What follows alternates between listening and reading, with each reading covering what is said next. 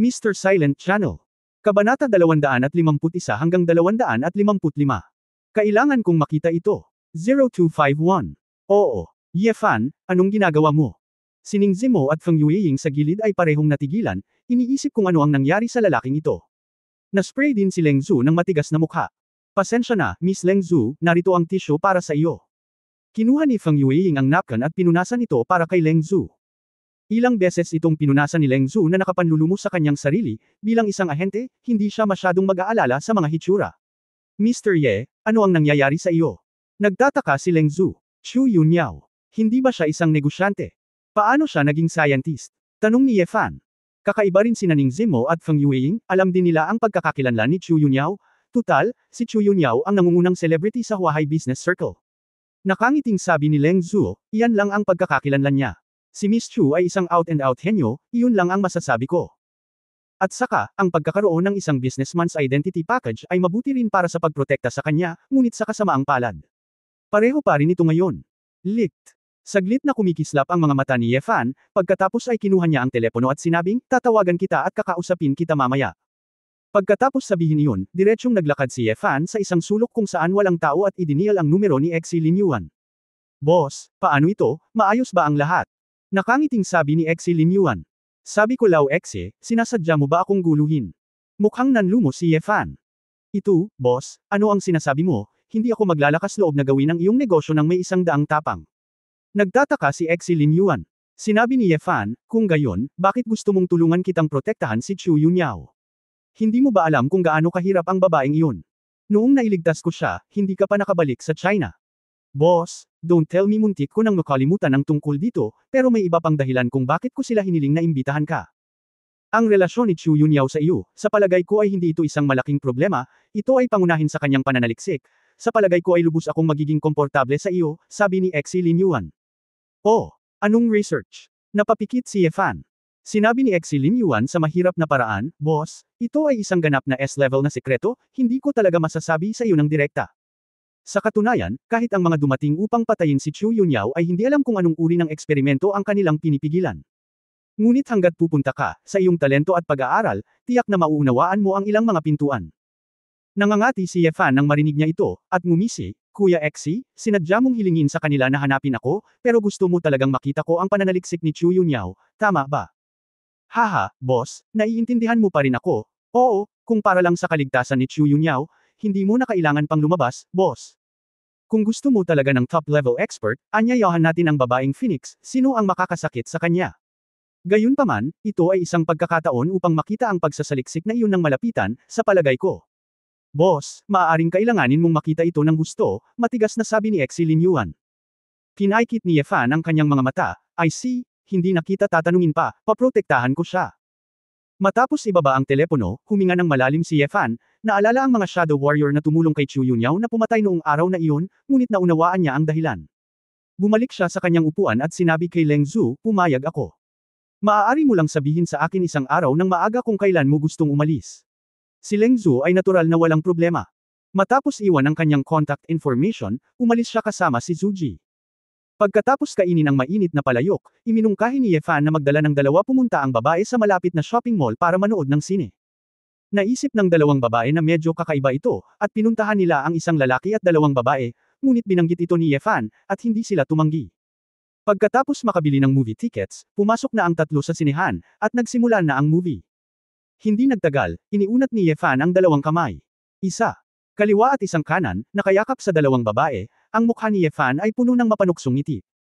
Nagtulungan din sina Feng Yueying at Ning Zimo, miyanhing isinandal ang kanilang mga ulo sa lalaki. Sa kasamaang palad, hindi nagtagal ang magandang panahon, at nag-vibrate ang telepono ni Ye Fan. Nakita ni Ye Fan na si Su Qingzhou ang tumawag at nagtaka kung ang babae ba ang umuwi at natagpuang wala siya roon, kaya agad niya itong hinanap. Walang pagpipilian si Ye Fan kundi tumakbo sa labas ng sinehan at kunin ang telepono. Anong problema, Mrs.? Tanong ni Ye Fan sa mahinang boses. Nasaan ka? Nasa sine ako. Sa labas, sabi ni Ye Fan. Sino ang makakasama mong manood ng sine? Malinaw na narinig ni Su Qingzhou. Nag-alinlangan si Ye Fan, at sasabihin na sana ang totoo, ngunit nag-ambala siya ni Su Qingzhou. Kalimutan mo na, hindi ako interesadong makinig, sabi ni Su Qingzhou, okay lang ako, manood ka ng sine. Hoy! Asawa, huwag kang mag-alala, ano ang hinahanap mo sa akin? Nagmamadaling tanong ni Yefan. Natahimik sandali si Su Qingzhou, bago siya mahinang nagsabi, nasaan ang sasakyan ko? Hindi napigilan ni Yefan ang matawa, nasira ang sasakyan, hindi ba siya nag-freeze lang sa kalsada? Nagtaka ako kung bakit hindi muna sumakay ng taxi pauwi ang babae, o tumawag sa insurance company o kung ano paman, pero kung sinabi ko iyon, pakiramdam ko wala akong pakialam sa kanya. Siguro, gusto lang ni Su Qingzhou na pumunta doon ang kanyang asawa. Ayos lang. Pupunta ako ngayon, nasaan ka? Agad na sabi ni Yefan. Pagkatapos magtanong tungkol sa road section, bumalik si Yefan sa teatro at sinabi kina Ning Zimo at Feng Yueying ang tungkol sa sitwasyon. Makatuwiran din ang dalawang babae, kaya maaaring magmadali si Yefan at huwag hayaang maghintay si Su Qingzhou sa kalsada ng mag-isa. Sa kanilang dalawa, ngayon ko lang sila nakita, at mukhang marami silang dapat pag-usapan. Plano kong sumama pagkatapos manood ng sine. Si Yefan ay humihingi ng tawad sa kanyang puso, ngunit nag-aalala rin siya sa lugar ni Su Qingzhou, kaya siya mismo ang nagmaneho. Pagdating ko sa isang provincial road hindi kalayuan sa Huahai, nakita ko ang BMW M6 ni Su Qingzhou na nakaparada sa gilid ng kalsada. Alas 12 na ng hating gabi. Desyerto ang daan at umaalulong ang malamig na hangin. Si Su Qingzhou ay nakasiksik sa kotse. Bagamat naglalaro siya sa kanyang mobile phone at naiibsan ng pressure, medyo natakot pa rin siya. Lalo na't nakapatay ang sasakyan at medyo malamig pa sa loob na nagpapalamig sa mga kamay at paa niya. Pagkatapos ay parada ni Yefan ang sasakyan, naglakad siya papunta sa pinto at kumatok sa bintana. Nagulat si Su Qingzhou sa loob, at nang makita niyang si Yefan iyon, nakahinga siya ng maluwag at binuksan ang pinto. Sumakay si Yefan sa kotse at nagtanong, asawa, bakit ikaw lang, nasaan si Tita Jiang? Ano ang nangyayari sa kotse? Hihilingin ni Tita Jiang ang isang Daoist na pari na gumawa ng ilang mga ritual sa kanyang bayan, at babalik siya kinabukasan. Babalik muna ako. Alam ko na pagdating ko dito ngayon, biglang bumagsak ang kotse sa isang ilaw ng babala, at pagkatapos ay kapag nagpreno ako, ito ay namatay. Sabi ni Su Qingzhou. Hiniling ni Yefan ang babae na lumabas ng kotse at sinubukang pa-undern ang kotse, ngunit agad na pinatay ang makina ng humandar ito. Sa pagtingin sa fuel gauge, hindi napigilan ni Yefan ang tumawa at umiyak, naubusan ka na ng gasolina, syempre kailangan mong patayin ang makina. Ngunit, ang panel ng instrumento dito ay nagpapakita na kaya mo pa ring magmaneho ng 50 kilometro, pangangatwiran ni Su Qingzhou. Umiling si Yefan at bumantong hininga, ito ay isang pagtatansya lamang, ngunit hindi ito tumpak. Sa sandaling bumukas ang ilaw ng babala sa antas ng gasolina ng sasakyan, dapat kang mag-refuel sa lalong madaling panahon. Masyado kang walang karanasan. Paano ko malalaman ito? Hindi ako nag-aayos ng kotse. Naramdaman ni Su Qingzhou na hindi nagustuhan ng lalaki ang kanyang kakulangan sa kaalaman at nakaramdam siya ng hindi komportable. Kabanata 0252 Sumakay sa kotse. 0252. Sinabi ni Yefan, ayos lang, tawagan lang ang kumpanya ng seguro at hilingin sa kanila na magpadala ng tow truck sa malapit na gasolinahan. Kumurap si Su Qingzhou at nagtanong, anong kumpanya ng insurance ang hahanapin ko? Paano ko ito mahahanap? Iiyak na sana si Yefan, hindi mo alam kung paano tumawag sa insurance company, tama ba? Nagmamadali si Su Qingzhou, ano ang ginawa niya? Parang tulala ang sinabi ng lalaki, ako. Syempre alam ko. Hindi ko ito hinahanap.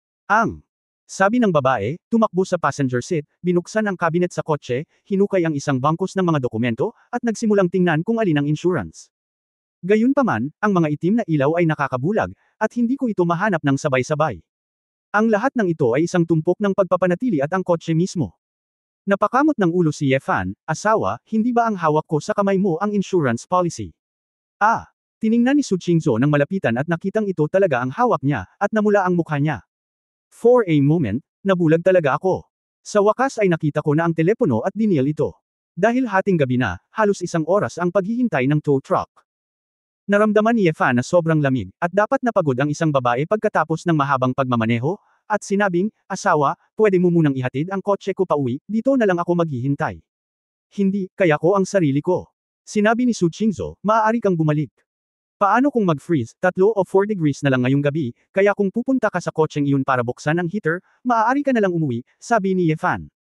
Si Su Qingzhou ay mukhang nag-aalangan, siya nga ay nanlamig sa buong katawan, ang kanyang mga kamay at paa ay malamig, ngunit siya ay matigas ang ulo na ayaw umasa kay Yefan. Para sa ganoong kababalaghang bagay na inaasikaso ng isang lalaki para sa kanya, parang napakawalang kwenta niya, na para bang hindi niya kayang alagaan ang sarili niya sa buhay. Nang makita ang ekspresyon ng babae, malamang na mahulaan ni Yefan kung ano ang iniisip niya, at mahinang sinabi, minsan lang maging mahina, o hindi ba magiging masyadong walang silbi ang buhay ko?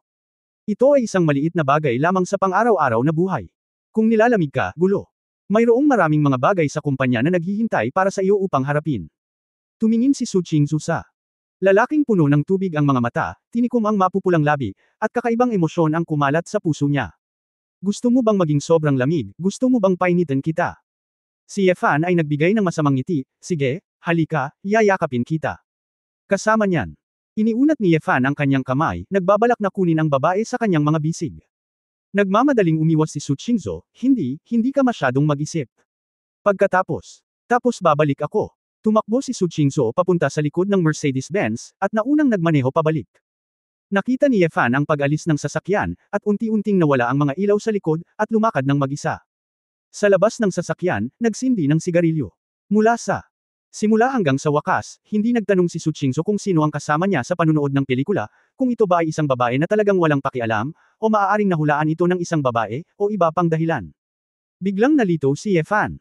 Bagamat parang araw-araw na lumalalim ang relasyon niya sa bagong asawang ito, magkaiba ang buhay at emosyon ng dalawa sa ibang mag-asawa. Maaaring magkasundo sina Feng Yueying at Ning Zimo. Ngunit paano kung nakita sila ni Su Qingzhou? Tumingin si Yefan sa malabong kalangitan sa gabi, humihinga ng puting usok, nanlalabo ang kanyang mga mata.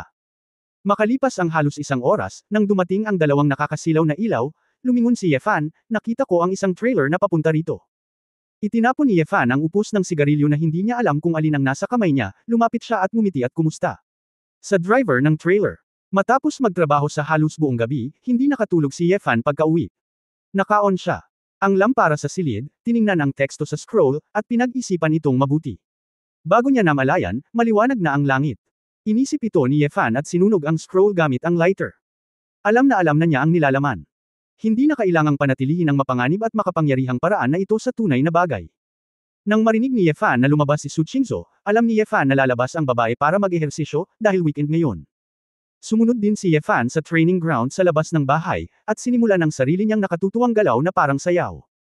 Si Su Qingzhou ay hindi man lang gustong tumingin sa mga lalaki, naisip niya na ang morning exercise, na ito ay sobrang pangit, napakapangit na kahit na ang mga dumadaang property ay ayaw makita ng mga tita. Pagkatapos mag-ehersisyo, umuwi ang dalawa. Dahil wala si Tia Jiang, kinailangan nilang magluto ng almusal mag-isa.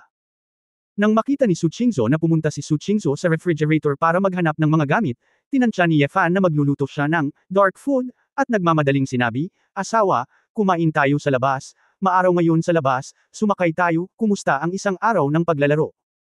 Hindi ka papasok sa trabaho hanggang Lunes, kaya magpahinga ka muna at magpahinga. Medyo naantig si Su Qingzhou. Sa katunayan, hindi siya komportable sa pagsama ni Yefan sa iba sa pelikula kagabi, ngunit hindi niya ito sinabi. Napaisip ako, dahil kaya niyang samahan ang iba, bakit hindi niya kayang samahan ang sarili niya? Kahit na mas nauna siyang kilala ng ilang babae kaysa sa kanya, legal silang mag-asawa. Since you said that, well, lakad-lakad na lang tayo. Si Su Qingzhou ay mukhang walang pakialam. Tuwang-tuwa si Yefan nang marinig niya ito. Ito ay isang matagumpay na imbitasyon sa petsa.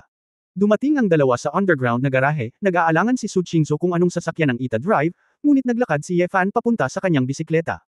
Anong ginagawa mo? Sumimangot si Su Qingzhou, itinago pa rin ng lalaking ito ang sirang sasakyan mula sa kanyang part-time na trabaho. Ihahatid kita sa isang bisikleta. Maraming sasakyan sa labas kapag Sabado at Linggo, at hindi maginhawa ang paradahan.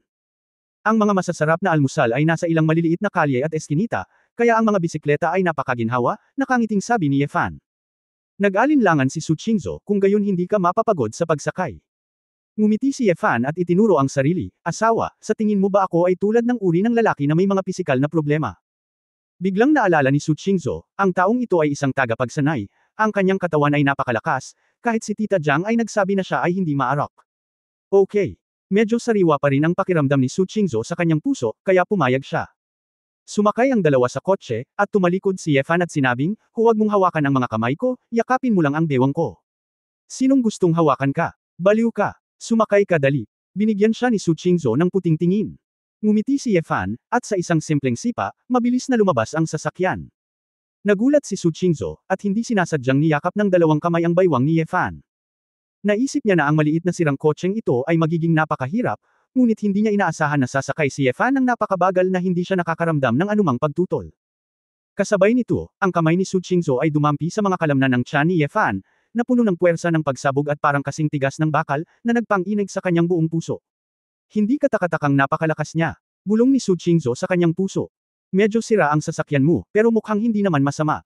Sinubukan ni Su Qingzhou na gamitin ang kanyang mga salita para ilihis ang kanyang atensyon para hindi masyadong mamula. Nakasakay na si Ye Fan sa kotse palabas ng garahe at umalis sa labas ng mansion area. Medyo luma na ang kotse ko, kaya hindi ito masisira. Matagal akong nakipagkasundo sa isang matandang lalaki, at inabot ako ng 70 upang makabili nito. Paano naman ang mga used cars? Bumili ka ng second-hand na bisikleta, bakal na tandang. Walang magawang umiling si Su Qingzhou. Ang pagtingin sa katawan ni Ye Fan, suot ang mga damit na gawa ni Master Eric, iniisip ang halaga ng mga damit, at tinitingnan ang itim na second-hand na bisikleta na nakaupo, ang mga babae ay may gana na samuka ng dugo. Kabanata 0253 Ikaw ito. 0253. Nang sumakay si Ye Fan sa isang lumang itim na bisikleta at dinala si Su Qingzhou palabas ng gate ng komunidad, ilang mga security guard ang medyo natigilan, iniisip na ito ay isang uri ng uso ngayon, at nagustuhan ito ng mga mayayaman. Dahil sa kakaibang tingin na ito ay medyo nabaluktot si Su Qingzhou, ngunit natahimik si Ye Fan. Miss, anong gusto mong kainin? How about soy milk fritters? Tanong ni Ye Fan. Nang marinig ito ni Su Qingzhou, na-miss niya talaga ang ganitong uri ng pagkain kalye, kaya't sinabi niya ang, Okay, binilisan ni Ye Fan, at pagkatapos ng halos 20 minutong pagsakay, pumasok siya sa isang maliit na eskinita. Paghinto sa gilid ng sasakyan, umupo ang dalawa sa isang maliit na stall. Bumili si Ye Fan ng ilang piniritong dough stick, 2 mangkok ng maalat na soy milk, at ilang fried bun. Ang mga damit ni Ye Fan ay orihinal na mas casual, at si Su Qingzhou ay nakasuot muli ng mga pang-sports na damit. Kamukha niya ang isang dalagang college student, kaya nakaupo silang dalawa dito at kumakain. Walang makapag-isip na ang babaeng ito ay isang bilyonaryo. Biglang napagtanto ni Su Qingzhou na matagal na siyang hindi nakakapag-almusal. Para siyang bumalik mula sa isang maningning, ngunit puno ng magarbo at huwad na mundo, sa isang ordinaryong at simpleng totoong mundo. Asawa, bakit natulala ka? Kumain ka na. Hindi naiwasang magtanong ni Ye Fan nang makita niyang natulala ang babae na may hawak na fritter sa kanyang kamay. Si Su Qingzhou ay bumalik sa kanyang katinuan at galit na sinabi, ano ang iyong pagmamadali, hindi ba ito mainit? Pagkatapos ay hihipan ko ito para sa iyo. Sinuri ni Ye Fan at nagsimulang hamihip. Nakakadiri. Lumalabas ang laway mo. Naiinis si Su Qingzhou, hindi niya talaga alam kung ano ang iniisip ng lalaking ito. Di ba sabi mo mainit? Si Ye Fan ay inosente. Inilabas ni Su Qingzhou ang kanyang mga ngipin, hindi na mainit. Talagang bago kayong mga babae. Umiling si Ye Fan. Kumain silang dalawa ng higit sa kalahating oras, at karamihan sa mga bisitang dumadaan ay sumulyap sa mesa nilang dalawa, dahil lang sa hitsura ni Su Qingzhou, ang pagkain ng almusal sa ganoong maliit na stall ay talagang kapansin-pansin. Pagkatapos ng almusal, nagtanong si Ye Fan, asawa, saan mo gustong pumunta ngayon? Ano man ang gusto mo, hindi alam ni Su Qingzhou kung saan ito masaya. Tuwing weekdays, puro trabaho lang ang schedule niya, at wala siyang girlfriend o anumang bagay na ganoon. Lalabas para maglaro. Saglit itong pinag-isipan ni Ye Fan, at nagtanong, paano kung pupunta tayo sa seaside road para sumakay ng bisikleta? Nagbi-bike din ako. Sumimangot si Su Qingzhou, pero hindi ko kaya. Hindi ka man lang marunong sumakay ng bisikleta. Hindi nagkaimik si Ye Fan. Bakit, kakaiba ba? Tahimik na sinabi ni Su Qingzhou, walang nagturo sa akin. Napakamot ng ulo si Ye Fan, kung ganoon, pupunta ako sa beach ngayon para turuan ka kung paano magbisikleta. Kung pagod ka, kumain ka na lang ng seafood doon. Matapos marinig ito ni Su Qingzhou, medyo nakaramdam siya ng kasiyahan, talagang tinuruan mo akong sumakay ng bisikleta. Hindi ito malaking bagay, sa iyong katalinuhan, tiyak na matututunan mo ito sa lalong madaling panahon, nakangiting sabi ni Ye Fan. Gusto talaga ni Su Qingzhou na matutong sumakay ng bisikleta sa loob ng mahabang panahon. Ito ay isang bagay na hindi siya kailanman nagkaroon ng pagkakataong mahawakan mula noong siya ay bata pa, ngunit ngayon ay si Ye Fan ang nagkusa na turuan siya, na nagpasaya sa kanya. Okay lang, makipaglaro tayo sa iyo, nagkunwaring walang pakialam si Su Qingzhou. Tuwang-tuwa si Ye Fan sa kanyang puso na malinaw na gusto niyang matuto, ngunit nagkunwari siyang walang pakialam, na talagang masaya. Dinala ni Ye Fan ang babae hanggang sa dalampasigan. Matapos makahanap ng paupuhang kotse, umarkila siya ng pulang ordinaryong sports bicycle. Ito ay isang kotse para sa ilang mga turista, at ito ay medyo normal. Dumating ang dalawa sa isang maliit na parke sa tabi ng dalampasigan na walang tao, at walang makakasagabal sa sasakyan dito. Matapos makuha ni Su Qingzhou ang gusto niya, natural na siya ay kinilig sa iba't ibang paraan. Mitiyag ang inalalayan siya ni Ye Fan, pinipigilan ang babae na mahulog. Ngunit ilang beses, kinailangan pa ring bumagsak si Su Qingzhou. Gayunpaman, ang bilis ni Ye Fan ay napakabilis, at sa tuwing hawak niya ito ng tama, hindi nagkamali si Su Qingzhou. Gayunpaman, habang ang ugnayan sa pagitan ng dalawa ay naging mas matalik, ang mga kamay ni Ye Fan ay unti-unting gumagalaw mula sa mga balikat at braso ni Su Qingzhou patungo sa baywang ng babae. Ang sweatshirt na suot ni Su Qingzhou ay hindi masyadong makapal, kaya't nang hinawakan ng malalaking kamay ng lalaki, siya ay naging sensitibo, ang kanyang mukha ay namumula, at hindi niya matukoy kung siya ay nahihiya o mainit. Ikaw, bakit lagi mong hinahawakan ang kamay mo, para mabitawan mo? Natagpuan ni Su Qingzhou na ang kamay ni Ye Fan ay nakalagay sa kanyang baywang ng masama, at nanatili itong hindi gumagalaw. Ang mga mata ni Ye Fan ay nakatutok sa dibdib ni Su Qingzhou sa sandaling ito, iniisip ito, kung ang babae ay tumagilid at bumagsak ng kaunti, magkakaroon ba siya ng pagkakataon na hawakan ito ng mas mataas? Narinig mo yun. Hayaan mo. Naiinis si Su Qingzhou, halatang sinusubukan ng lalaking ito na samantalahin siya sa pamamagitan ng pagtuturo sa kanya na sumakay ng bisikleta. Nakaramdam ng pagkabalisa si Ye Fan at binitawan niya ang kanyang kamay sa kahihiyan. Ngumuso si Su Qingzhou, nakaramdam ng kaunti, at nagsimulang magmaneho pasulong. Ngunit pagkaraan lamang ng mahigit 10 metro, ang sentro ng grabidad ni Su Qingzhou ay muling nabagbag. Tinawid ni Ye Fan ang layo na mahigit 10 metro at niyakap ang babae. Nahulog ang bisikleta ni Su Qingzhou, ngunit ang kanyang katawan ay niyakap ni Ye Fan, ang kanilang mga mata ay magkaharap, at ang distansya sa pagitan ng kanilang mga ilong ay 3 o 4 na sentimetro lamang. Napangiti si Ye Fan, tingnan mo, medyo delikado kung hindi kita sinusuportahan. Ako, hindi ko hiniling na tulungan mo ako, at hindi ako babagsak sa sarili ko, matigas na sabi ni Su Qingzhou. Mataimtim na tumango si Ye Fan, okay, kung gayon, hindi kita hahawakan, kaya ako namang hawakan ang kotse, di ba? Kung ano man ang gusto mo, nagmamadaling humiwalay si Su Qingzhou at pumunta para kunin ang sasakyan, hindi niya alam kung bakit, pakiramdam niya ay lalong naging banayad ang kapaligiran sa pagitan ng dalawa, na naging dahilan ng pagkagulo ng kanyang puso at nag-init ang kanyang mukha. Ang lahat ng kung fu ng umaga ay ginugol sa pag-aaral na magmaneho ng hindi nalalaman, at sa wakas ay natutunan ito ni Su Qingzhou, hindi maitago ng mukha ng babae ang nasa sabik na hitsura. Bumalik ang dalawa sa dalampasigan para maghanap ng food stall, at pagkatapos nilang kumain ay nagsimula na silang sumakay sa daan. Ngunit hindi nagtagal pagkatapos kumain, narinig ko ang tunog ng pagtama ng metal sa hindi kalayuan. Sumimangot si Ye Fan, lumingon sa likod, at nalaman na ang kanyang nakaparadang bisikleta ay nahadyap ng isang purple BMW Z4 convertible sa labas ng seafood store. Anong problema? Natuklasan din ni Su Qingzhou ang sitwasyong ito, ibinaba ang kanyang mga chopstick, at nagtatakang nagtanong. Tumayo si Ye Fan at naglakad palabas ng tindahan, nakita ko lang ang isang lalaki at isang babae na nakaupo sa convertible na kotse. Ang lalaki ay tumingin sa kanyang 30s, nakasuot ng itim na kamiseta at pulang jacket, na may lahat ng uri ng mga bagay na ginto sa kanyang leeg at mga kamay. At yung babaeng nakita ko kanina, may konting sama ng loob. Ikaw ba? Nakilala ni Ye Fan na ang babaeng ito ay hindi si Yu Sixian na nanloko sa kasal at gustong nakawin ang ari-arian ng pamilya ni Mumumo. Mukhang hindi naman seryoso ang parusa ng babaeng ito, tutal wala naman masyadong direktang ebidensya kaya lumabas na. With permed hair, she looks quite kabigabighani, nakasuot ng beige trench coat at nakasuot ng Burberry silk scarf, hinubad ni Yu Sixian ang isang Givenchy sunglasses at buong pagmamalaki, kaya ikaw, sa iyo ba ang bike na ito? Hindi. Ikinalulungkot ko, sumisikat ang araw, hindi ito nakita ng aking kasintahan ng malinaw at natama ng iyong sasakyan. Hindi naman, ang iyong sasakyan ay parang basurahan, at hindi mo ito nakilala bilang isang bisikleta. Kabanata 0254 Sundin ang mga patakaran. 0254. Darling, kilala mo ba ang lalaking ito? Ang malupit na lalaki, na pinitik ang upos ng sigarilyo sa kanyang kamay, ay nagtanong kay Yu Sixian. Magiliw na sinabi ni Yu Sixian, oo, muntik na akong ipadala ng taong ito sa Defense Bureau dahil sa ilang hindi pagkakaunawaan noong nakaraan. Takot na takot sila noon. Sa huli, napatunayang inosente ako, kaya hindi ako nagkamali. Oh, nakasakay sa sirang kotse, at may lakas ng loob na makialam sa sarili niyang negosyo, hindi katakataka na siya ay napakahirap na kaya niyang sumakay ng scrap iron. Napangiti ng masama ang lalaki. Kinusot ni Ye Fan ang kanyang mga mata, napakahusay ni Yu Sixian. Hindi nagtagal pagkatapos niyang lumabas, naabutan niya ang isa pang upstart. Lumabas si Su Qingzhou sa oras na ito, nakita ang eksenang ito, at sinabing, kilala mo siya. Nakita ng local tyrant at Yu Sixian si Su Qingxian, at ang kanilang mga mata ay tumirek saglit. Pagkatapos ng lahat, tiningnan ni Su Qingzhou ang kanyang ugali at hitsura, at hindi sila pareho. Normal na tao. Gayunpaman, ang mga damit ni Su Qingzhou ay napakakaraniwan, at siya at si Ye Fan ay kumakain sa isang maliit na seafood stall, kaya malamang na hindi siya isang marangal na tao. Bumulong si Ye Fan, ang babaeng iyon ay gustong manloko sa kasal noon, ngunit inilantad ko ito. Sa palagay ko ay nakita niya ako ngayon at sinadya niya kaming hinarangan. Nang marinig ito ni Su Qingzhou, malamang na alam niya kung ano ang nangyayari, at natural na hindi siya masaya, at sinabing, bakit hindi ka tumawag ng pulis? Hindi, walang pakialam ang pulis sa bagay na ito. Kung nabangga mo ang kotse ko, ang kabayaran ay oo, sabi ni Ye Fan. Nang marinig ito ng lokal na taiko na tao sa kotse, tumawa siya at sinabing, darling, I heard right, this kid wants me to compensate.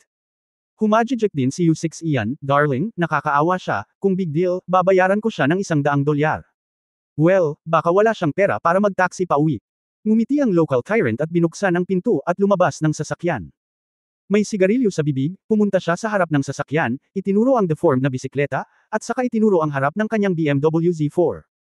Tingnan mo, nawalan ako ng pintura sa harap ng aking sasakyan, at nagkakahalaga ito ng 2 o 3,000 upang muling magpinta, ngunit wala akong pakialam sa pera. Hindi tulad mo, ang isang sirang kotse ay umaasa dito upang makagawa ng ilang kabayaran. Ito ang agwat sa pagitan mo at ako, maintindihan. Ngumiti si Yefan. Mas maraming pera ay hindi ang susi ay kailangan mong bayaran ako, ang aking sasakyan ay nakapark sa isang makatwirang parking space, at ikaw mismo ang nataman, kailangan mong tanggapin ang buong responsibilidad. Talaga, mukhang alam na alam mo ang batas. Bumantong hininga ang lokal na tycoon at ngumiti ng masama, ang pangalan ko ay Zheng Jian, kilala mo ba kung sino ang aking tiyuhin? Hindi ko alam, umiling si Yefan. Itinuro ni Zheng Jian ang langit, ang tiyuhin ko ay si Bao Qingtian ng Huahai. Din Zheng, dapat mo bang malaman ito? Lumingon si Yefan at tinanong si Su Qingzhou, asawa, kilala mo ba ako? Sumimangot si Su Qingzhou. Kilala niya si Din Zheng, ngunit ang mga legal na gawain sa ibaba at ang kanyang mga abogado ay haharap sa iba, kaya paano niya sila direktang makontak? Sa madaling salita, hindi bababa sa antas ni Mayor Huahai. Ito ay nagkakahalaga ng kanyang personal na pakikipag-ugnay. Ang mga ordinaryong pinuno ng anumang organisasyon ay maaari lamang iuko ang kanilang mga ulo sa harap ng chairman ng isang multinational na nakalistang kumpanya tulad niya. Alam ko, ngunit hindi ko alam, sabi ni Su Qingzhou. Tumawa si Zheng Jian. Shit. Alam ng lahat ng Huahai, pero akala mo kilala niyo ang isa't isa dahil lang sa gusto niyo magkakilala. Boy, sabihin mo, maglakas loob kang hayaan ang aking mahal na Xiaoxian na malito. Ngayong araw, tatamaan ako ng sasakyan mo. Sa hinaharap, mangyaring manatili sa iyong sariling negosyo, huwag magpakita sa harap ni Laozi at Xiaoxian, at sirain ang aming mabuting kalooban. Si U6 Ian na nasa kotse ay nakaramdam ng pagmamalaki, tumakbo palabas ng kotse, hinawakan ang braso ni Zheng Jian, at sinabing may kalokohan, mahal, ang gwapo mo. Mahal kita hanggang kamatayan. Pagkasabi noon, binigyan ni U6 Ian si Zheng Jian ng ilang halik sa mukha. Nasiyahan si Zheng Jian, naglabas ng LV wallet, naglabas ng ilang daang yuan na perang papel, at direktang itinapon sa nasirang bisikleta ni Yefan. Ito ang kabayaran para sa iyo, bibigyan pa kita, natatakot ako na umiyak ka sa agrabyado. Pinagpag ni Zheng Jian ang kanyang daliri, at aalis na sana. Hinawakan ni Yefan ang balikat ni Zheng Jian at nakangiting sinabi, hindi susi ang mas maraming pera at mas kaunting pera, ngunit kailangang dumaan sa isang formal na proseso. Hindi ito tungkol sa kung gaano mo gustong mawala. Inikot ni Zheng Jian ang kanyang ulo ng matalim, at hindi nasisiyahang sinabi, nababaliw ka ba? Binigyan kita ng ilang daang dolyar, ngunit iniisip mo pa rin na napakaliit nito. Gusto mong magpakatanga. Maniwala ka man o hindi, sasabihin ko lang sa tiyuhin ko, at may darating ka agad. Mahuli mo. Nagkibit balikat si Yefan, ikaw ang bahala, ngunit ayaw mong umalis hanggat hindi neresolba ang problemang ito. Natural na ayaw itong pansinin ni Zheng Jian, kaya tatalunan niya si Yefan. Gayunpaman, sa sandaling lumabas ang kamao ni Zheng Jian, nahuli siya ni Yefan, at sa isang kontra-atake, si Zheng Jian ay sinampal hanggang sa mamatay. Aray! Aray! Masakit! Masakit hanggang kamatayan! Bitawan mo. Napadiin si Zheng Jian sa dingding at patuloy na sumisigaw. Sinaway ni U6 Ian, bastard. Ye ang apelyido. Nililigawan mo si kamatayan. Ang tiyuhin ng boyfriend ko ay si Din Zheng. Gusto mo bang makulong? Sinabi ni Yefan, ayon sa mga patakaran, kung hindi, huwag kang pakialam. Sino ang iyong tiyuhin, hindi kita papakawalan. Ikaw, ano ang sinusubukan mong gawin? Nena si Zheng Jian, magkano ang gusto mo, sabihin mo na. Nagplano siyang umalis muna dito, at pagkatapos ay maghanap ng iba at bumalik at bugbugin si Yefan. Sinabi ni Yefan, napakasimple nito, humanap ng isang profesional na master sa pagtukoy ng pagkawala, at tukuyin kung magkano ang babayaran mo sa akin pagkatapos matukoy ang pagkawala, at ako ang kokolekta ng kabayaran. May problema ba sa iyo? Ang pinsala ay tinutukoy para sa kotse, paano ito matutukoy para sa bisikleta? Pakiramdam ni Zheng Jian ay may nakilala siyang tanga. Ngunit iginiit ni Yefan, bakit hindi, tanungin ang kumpanya ng seguro, ang kumpanya ng seguro ay natural na makakahanap ng isang profesional. Anong paghahambing? Kapag nakilala ko ang isang utak na tulad mo, nawalan ako ng amag sa dugo. Kinagat ni Zheng Jian ang kanyang mga ngipin at sinabing, sige, tatawag ako, bitawan mo ako. Pagkatapos ay binitawan ni Yefan si Zheng Jian, ngumiti at tumabi, naghihintay na tumawag siya. Sumimangot si Su Qingzhou at sinabing, bakit ka nag-aaksaya ng oras sa kanya, ayaw mo ng kotse o pera, nakakatamad magmalasakit sa ganyang kontrabida. Ano ang problema? Ang kotse na ito ay kasama ko sa loob ng higit sa 2 taon. Walang kredito o pagsusumikap. Hindi ko ito hahayaang matamaan at magkamali, sabi ni Yefan. Bisikleta lang, anong problema ko? Bibilhan kita ng bago at mas magandang kotse. Umiling si Su Qingzhou, medyo hindi nakapagsalita sa bakal na titi ng lalaki. Nang matapos ni Zheng Jian ang tawag sa telepono, ang dalawang partido ay naghintay ng halos 1 oras at uminom ng tsaa ng matamlay saglit. Sa wakas, dumating sa pinangyarihan ng isang matandang master na inimbitahan ng kumpanya ng insurance. Mr. Zheng, hello? Ang pangalan ko ay Wang Zibo. Ako ang may pananagutan sa pagtatasa ng pinsala ng mga hindi motor na sasakyang ito. Si Wang Zibo, na mahigit 50 taong gulang, ay napakagalang at halatang alam ang background ni Zheng Jian. Hinaway-kaway ni Zheng Jian ang kanyang kamay, mabilis na tingnan at tapusin, mahigit 1 oras na ang nasayang ko. Mabilis na tumango si Wang Zibo, ngumiti muli kina Yefan at Su Qingzhou, at pagkatapos ay naglakad patungo sa lugar kung saan nabangga ang sasakyan at tumangala.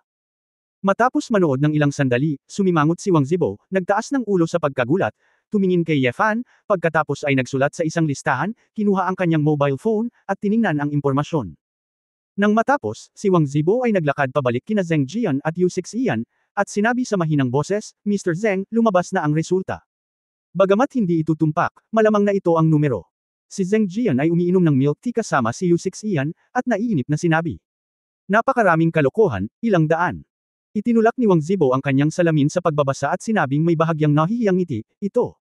Gusto mong bayaran ang ginoo na iyon, marahil higit sa 1 milyon.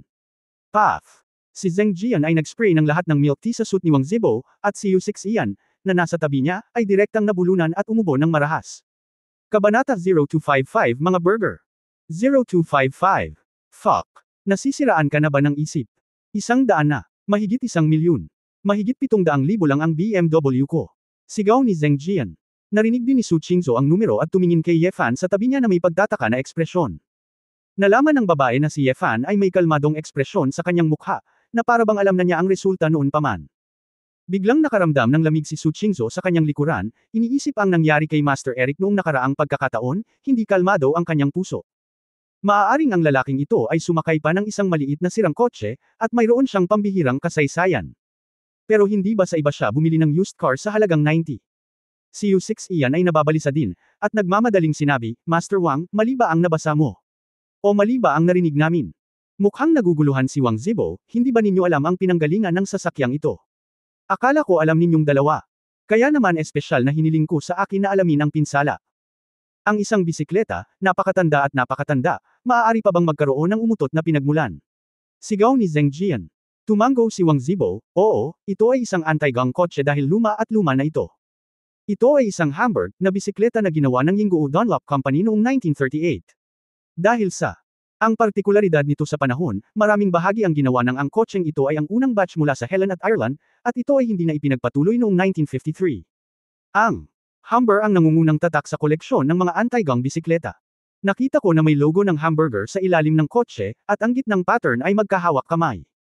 Ang 5 figure ng humanoid ay nilagyan ng mga salitang trademark na Humber Trademark, at Humber Limited England. Ang tuktok ay ang royal emblem ng Ying Kingdom na may by appointment to the late King Ge, na siyang kahulugang itinalaga ni King George VI. Ito ay isang kotse na minarkahan ng maharlikang pamilya, at ang katayuan nito ay syempre pambihira. Mahigit 10 taon na ang nakalilipas, ang kotse na ito ay na-auction sa halagang 40,000 o 500,000. Ngayon, 1 milyon na talaga ang pinakamababang presyo. Ang pangunahing punto ay ang kotse ay maayos na pinananatili. Bagamat medyo luma na ito ay karaniwang nasa mabuting kalagayan. Ang 1 milyon ay isa ring presyo batay sa aktwal na mga talaan ng transaksyon. Kung makakatagpo ka ng willing buyer, siguro 2 million or 3 million, and you are willing to buy it. Kalokohan ang sinasabi mo. Kahit na ito ay isang anti-gang bisikleta, hindi ko pa ito nakikita, at kadalasan ay nagkakahalaga ito ng 10,000 yuan ang isang piraso. Nanginginig ang boses ni Zheng Jian. Napangiti ng mapait si Wang Zibo, tama, pero napakaluma na talaga ng burger na ito, mahigit 70 taon na ang nakalipas. Nabalitaan ko na kahit si Dunlop ay humihiling sa buong mundo na bilhin muli ang kotseng ito. Para sa publisidad. Kung ito ay purong isang anti-gang kotse sa Hamburg, normal na maging mas mura ng 1,000 o 10,000. Ang punto ay, hindi ba sinabi ko ito? Ito ang unang batch, hindi na naiprint, at ang kahulugan ay natural na pambihira.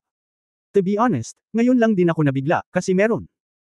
Nakita ang kotseng ito minsan sa isang museo, at ang museo na iyon ay nakuha sa halagang 800,000 yuan.